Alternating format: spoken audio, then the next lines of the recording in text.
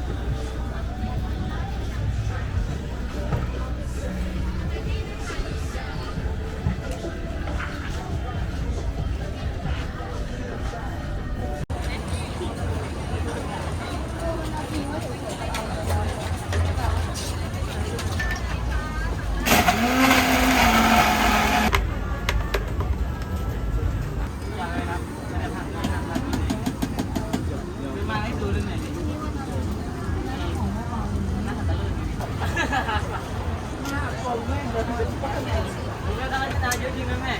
กี่โค้ก็ไม่รู้แต่พวกคนที่เรารวมได้เงินจะได้แม่ก็ต้องกระจายเอานะ มะม่วง พวก80ค่ะ แต่เมื่อมันก็แต่ ก็แล้วแต่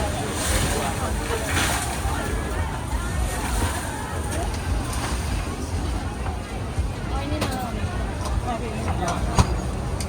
มะม่วง2แก้วก็แก้วนึง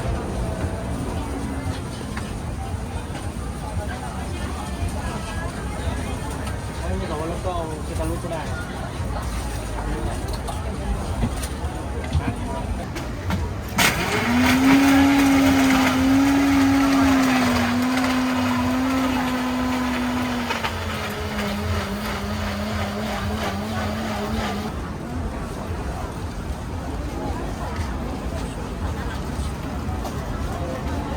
ใช่เนี่ย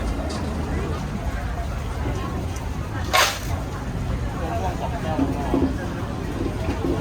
โซ่ด้วยใช่ไหมครับ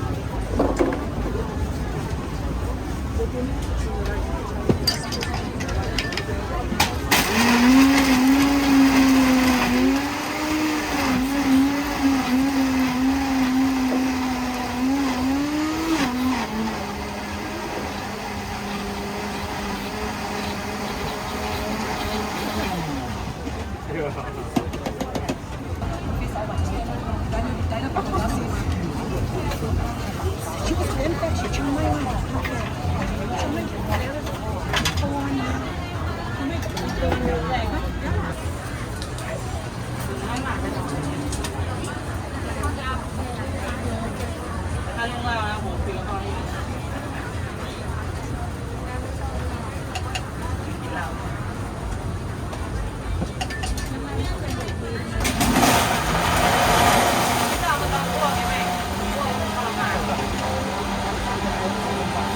รถทัวร์เข้าตายแล้วเนี่ยคือพุ่งมาอย่างไกลเลย เดินมาเสียงดัง เขาตั้งไหนร้อยหนึ่ง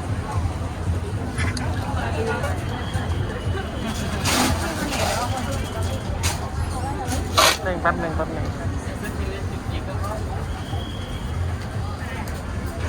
เงียบแบบเหมือนวัน เดี๋ยว จั ตั น ด ทร์ ก็ได้ไหนแล้ว จำชื่อไม่ได้ บอกว่า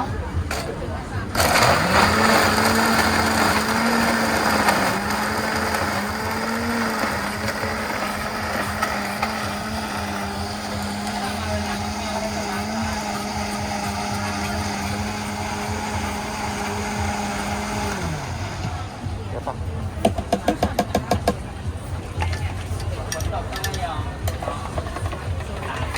มื่อไหร่มันจะเปิดประเทศเปิดประเทศ